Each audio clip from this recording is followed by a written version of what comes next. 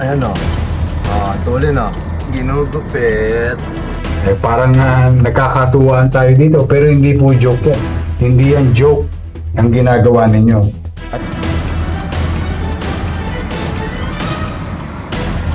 Wire yan, wire. Tumotorotot ka? Talaga?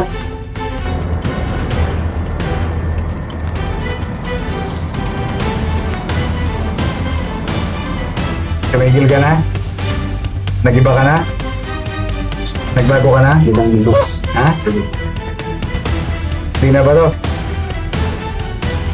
Damo na lang. Pung pororong. Pung pung. Ayan o. Tulin o.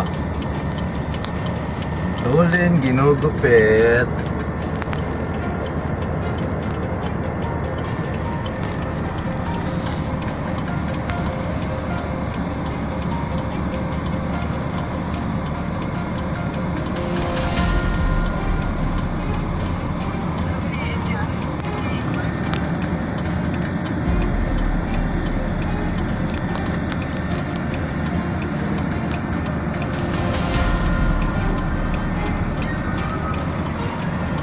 Wire yan, wire.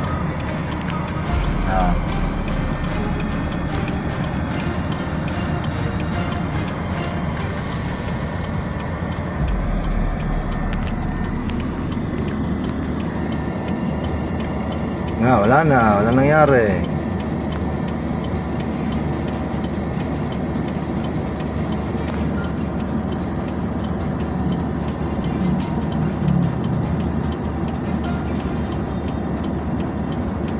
Friends.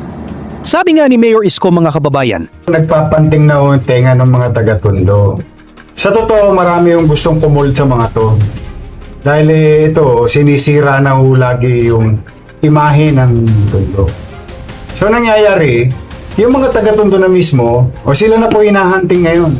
Dahil nga, para bang damay-damay kami lahat. Yes. Ang nangyayari, na kapag dadaan ka sa Arten sa Tondo, parang Somalia ang dating o para kang dumadaan sa gera lagi.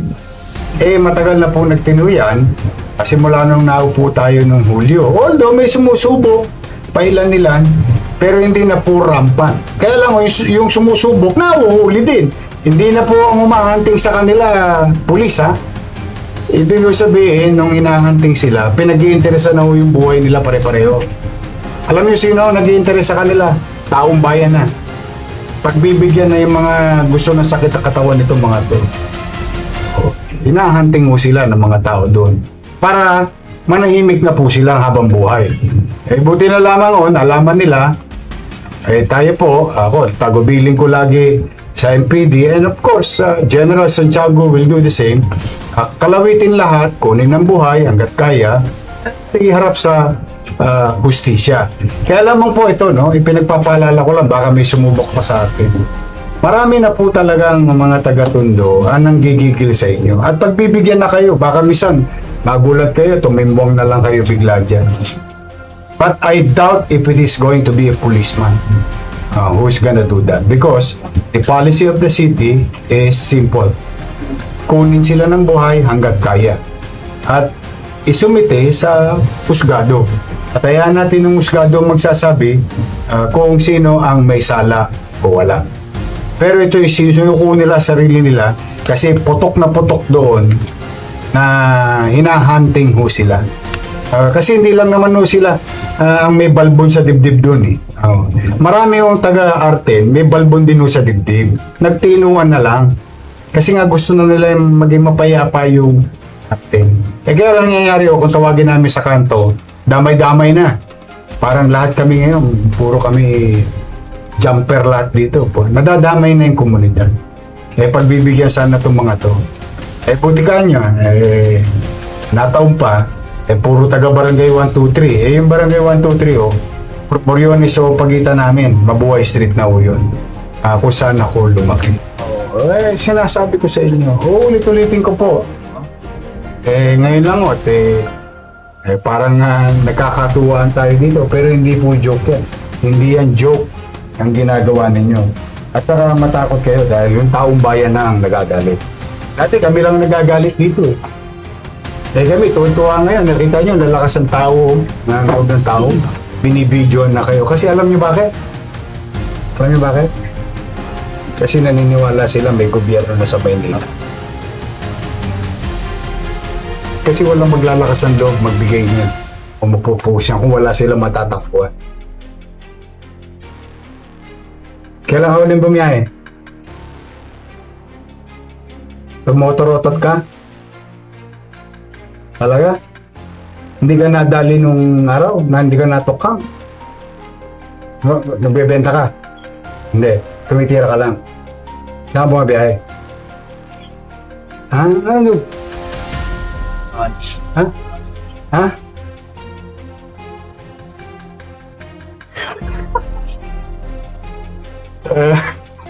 Pasensya na kami. Pasensya na kayo. Kami-kami lang ang nagkakaintindihan. You know, we grew up together. Alam mo, I grew up with... Lumaki ako nga doon lugar, kaya kami lang ang nagkakaintindihan. Ikaw, mukhang giyang ka pa. Kailan ka? Tumigil ka na? Nagiba ka na? Nagbago ka na? Ha? Di na ba to? Damo na lang. Sudoplex. Ayan. Ayan. Ikaw. Nakuyo ka rin. Yung 2010 po. Kamusta? Nakailang buwan ka? Yung ano lang po, 1 year, 2 months po. 1 year. Ng kaso. After all po. Oo, nagbago na kayo. Maigpit sa Maynila. Kayo naman, di na ako iba sa inyo eh. Dinidiplomasya ko na nga kayo pare-pareho ulit. May obligasyon ako sa taong bayan. Kahit magkakapit-bahay pa tayo. Ang obligasyon ko sa tao. Hindi ba kayo natuto? May mayor kayong kapit-bahay? Kalahin mo, batchmate pa tayo. Yung may itsura mo yan, pwede maging mayor. Sabi, nangyari sa akin eh. Mas marami akong banil sa'yo kaysa na... Kaya sabihin, may pagkakataong magbago.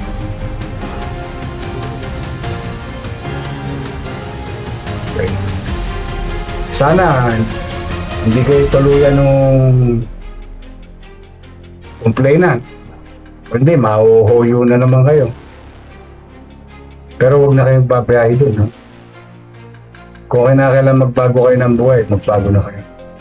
Pero huwag kayong tatayos sa sarili natin bakuran, ha? Alam niyo naman ibig sabihin, di ba? Ha?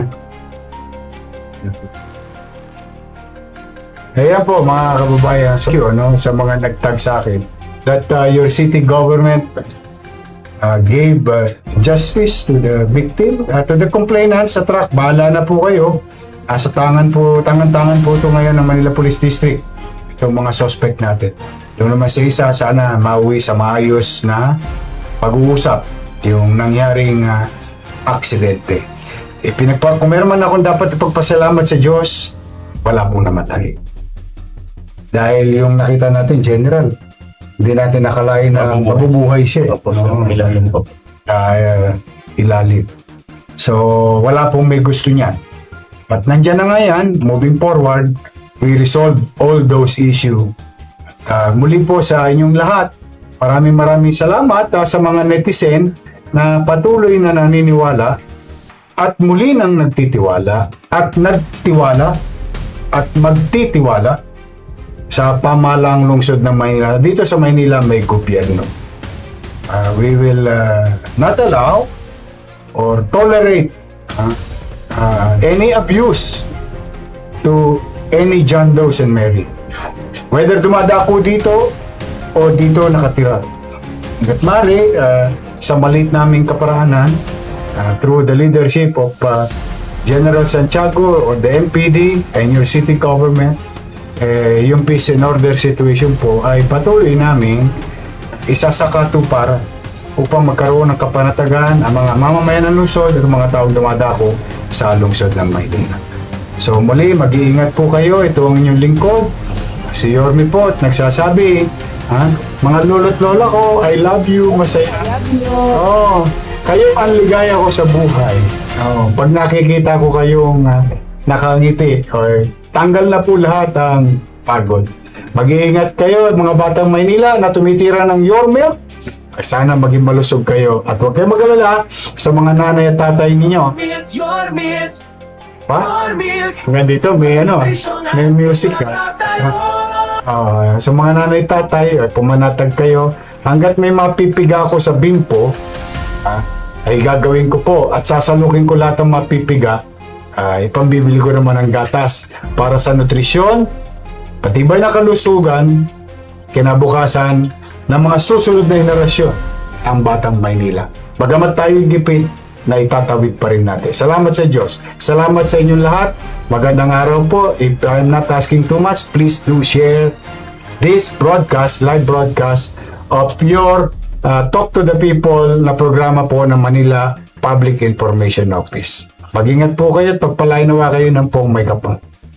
Manila, God first. Thank you.